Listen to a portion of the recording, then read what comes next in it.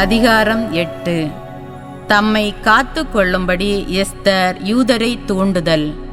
அந்த நாளிலேயே மன்னர் அகஸ்வேரு யூதரின் பகைவனான ஆமானின் இல்லத்தை அரசி எஸ்தருக்கு வழங்கினார். மொர்தெகாய்க்கும் தமக்கும் உள்ள உறவை எஸ்தர் வெளிப்படுத்த அவரும் மன்னரின் முன்னிலையில் வந்தார். ஆமானிடமிருந்து கழற்றப்பெற்ற தம் கணையாளியை மன்னர் எடுத்து மொர்தெகாய்க்கு அளித்தார். எஸ்தரும் மொர்தெகாயை ஆமான் வீட்டின் பொறுப்பாளராக நியமித்தார். மீண்டும் எஸ்தர் யூதருக்கு எதிராய் சதி செய்த ஆகானியனான ஆமானின் கொடிய திட்டங்கள் யாவும் குலைந்து போகுமாறு மன்னரின் காலடிகளில் வீழ்ந்து அழுது மன்றாடி அவரது தயவினை நாடினார். உடனே மன்னர் தாம் பொற்செங்கோலை எஸ்தரிடம் நீட்ட அவர் எழுந்து மன்னர் முன் நின்றார். அவர் மன்னருக்கு இது நலமெனப்பட்டால் அவர் தம் கண்களில் எனக்கு தயவு கிடைத்தால், அரசருக்கு இது சரியென தோன்றினால் நானும் உம் கண்களுக்கு உகந்தவளெனப்பட்டால் மன்னரின் அனைத்து மாநிலங்களிலும் உள்ள யூதர் அழிந்து போகுமாறு வஞ்சனையாய் திட்டமிட்ட அமதத்தாவின் மகனும் ஆகாயுமான ஆமான் எழுதிய மடல்கள் அனைத்தையும் திருப்பி அனுப்பும்படி எழுதுவீராக. என் மக்களுக்கு நேரிடும் தீங்கினையும் என் உறவினர் படுகொலையினையும் நான் எவ்வாறு காண இயலும் என்று கூறினார். அப்பொழுது மன்னர் அகஸ்வேரு அரசி எஸ்தரையும் யூதரான மொர்தெகாயையும் நோக்கி, இதோ ஆமானின் இல்லத்தை எஸ்தருக்கு அளித்தேன். யூதருக்கு எதிராய் கை நீட்டிய ஆமான் தூக்கிலிடப்பட்டான். மன்னரின் பெயரால் எழுதப்பட்டு அவர் கணையாளியின் முத்திரை பதிக்கப்பெற்ற எம்மடலும் திருப்பி பெற இயலாதபடியால் உங்கள் பார்வையில் நலமெனத் தோன்றும் அனைத்தையும் மன்னரின் பெயரால் நீங்கள் யூதருக்காக எழுதி மன்னரின் கணையாளியால் முத்திரையிடுங்கள் என்று கூறினார். சீவான் என்ற 3ஆம் மாதத்தில் 23ஆம் நாளன்று மன்னரின் எழுத்தர்கள் வரவழைக்கப்பட்டார்கள். மொர்தெகாயிட்ட ஆணையின்படியே யூதர் அனைவருக்கும் இந்தியா தொடங்கி எத்தியோப்பியா வரையிலுள்ள 127 மாநிலங்களின் குறுநில மன்னர்களுக்கும் ஆளுநர்களுக்கும் தலைவர்களுக்கும் மடல்கள் வரையப்பெற்றன. அவை அவர்தம் மக்களின் வரி வடிவ வாரியாகவும் மொழி வாரியாகவும் வரையப்பெற்றன. மன்னர் அகஸ்வேரு பெயரால் எழுதப்பெற்று அரச கணையாளியால் முத்திரையிடப்பெற்ற இம்மடல்கள் அரசு கொட்டிலை சார்ந்த அரச பணிக்கென தேர்ந்தெடுக்கப்பட்ட புரவிகள் மீது அமர்ந்தேகும் விரைவு அஞ்சலர் மூலம் அனுப்பப்பட்டன. ஒவ்வொரு நகரிலும் உள்ள யூதர் ஒன்று திரண்டு தங்களை பாதுகாத்து கொள்ளவும் தங்களையும் தங்கள் குழந்தைகள் பெண்கள் ஆகியோரையும் தாக்கக்கூடிய எந்த நாட்டையும் மாநிலத்தையும் சார்ந்த படைகளை அழித்து கொன்று ஒழிக்கவும் அவற்றின் உடைமைகளை கொள்ளையிடவும் தேவையான அதிகாரத்தை மன்னரின் பெயரால் எழுதப்பட்ட இம்மடல்கள் அளித்தன. மன்னர் அகஸ்வேருவின் மாநிலங்கள் அனைத்திலும் அதார் என்ற 12ஆம் மாதம் 13ஆம் நாளன்று ஒரே நாளில் இவ்வாறு செய்வதென அறிவிக்கப்பட்டது. யூதர்களுக்கு சலுகைகள் வழங்க அரசாணை.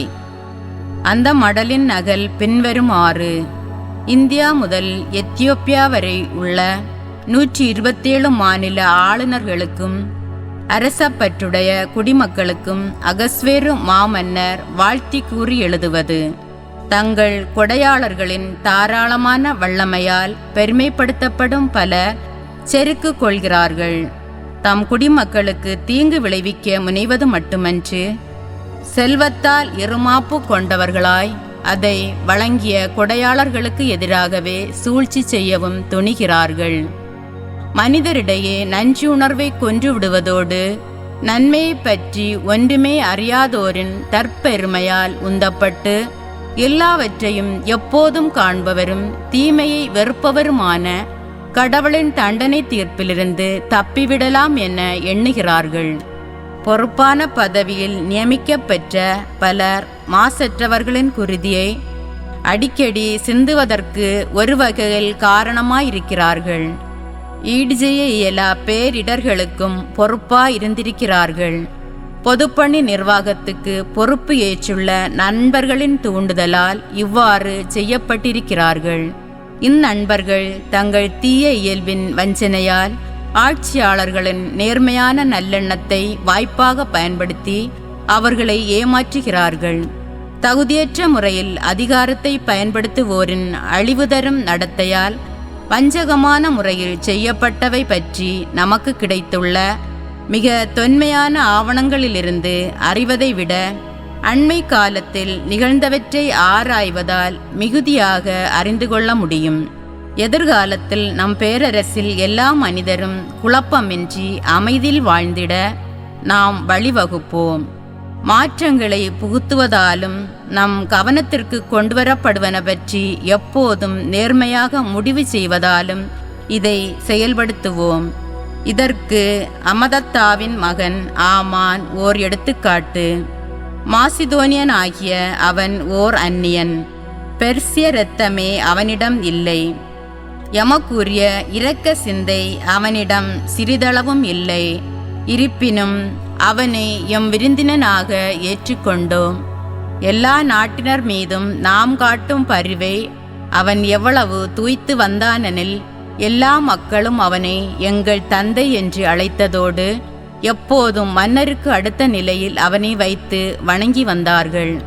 அவனோ அடக்க முடியாத செருக்கு காரணமாக எம் ஆட்சியையும் உயிரையும் பறிக்க சூழ்ச்சி செய்தான். எம் உயிரை காத்தவரும் எமக்கு எப்போதும் நன்மை புரிபவருமாகிய மொர்தகாயையும் குறையற்ற எம் துணைவியராகிய எஸ்தர் அரசியையும் அவர்களின் இனத்தார் அனைவரோடும் சேர்த்து அழிக்க நுணுக்கமான முறையில் வஞ்சகமாக முயன்றான். இவ்வாறு எம்மை ஆதரவற்றவர் ஆக்கிவிட்டு பெர்சியரின் பேரரசை மாசிதோனியரிடம் ஒப்படைக்க அவன் எண்ணினான். ஆனால் மாபெரும் கயவனான இம்மனிதனால் அழிவுக்கு கையளிக்கப்பட்ட யூதர்கள் தீயவர்கள் அல்லர் என நாம் காண்கிறோம். அவர்கள் நீதியான சட்டங்களை கடைபிடித்து வருபவர்கள்.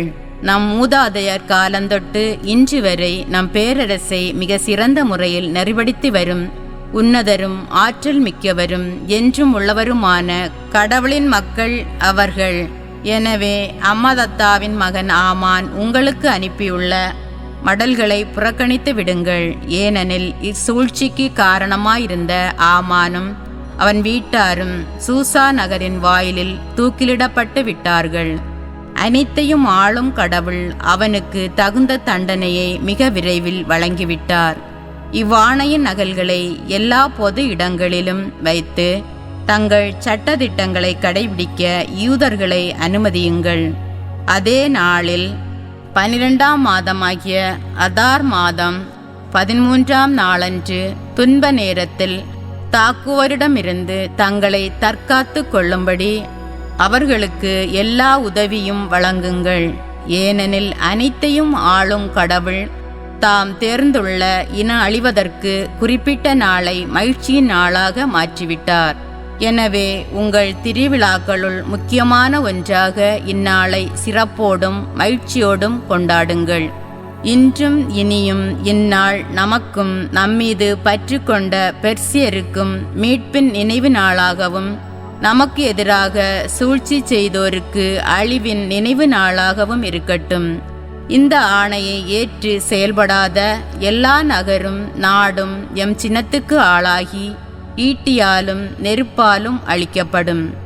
அவை எக்காலத்துக்கும் மனித நடமாட்டமற்றவையாக மாற்றப்படுவது மட்டுமல்லாது காட்டு விலங்குகளுக்கும் பறவைகளுக்கும் கூட வெறுப்புக்குரியவையாகவும் மாற்றப்படும். அம்மடலின் நகல் ஒவ்வொரு மாநிலத்தின் அனைத்து மக்களுக்கும் சட்டமாக அறிவிக்கப்பட்டது.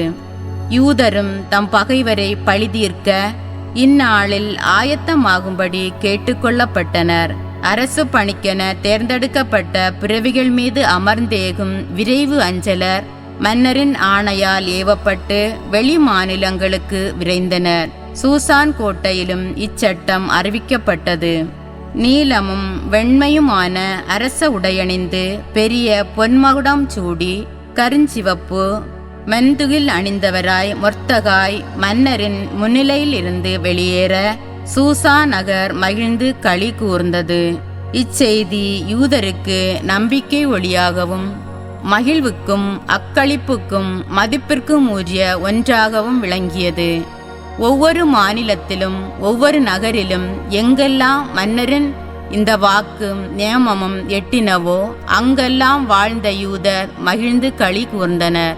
அந்நாள் விருந்தாடும் விழா நாளாக விளங்கியது. யூதரை பற்றிய அச்சம் பிறர் மீது விழ நாட்டு மக்களில் பலர் யூதராயினர்.